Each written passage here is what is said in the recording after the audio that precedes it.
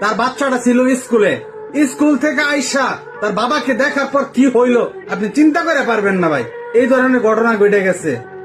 এই আমি তো এখানে বসে বসে দেখলাম তুই ইচ্ছা মতো খেলতাছস, ছুটির পরে এলোস? তাই কইছিস যে ছুটি হলে বাসায় যাবি? এই তো দেখলামই তো কেমন খেলছস।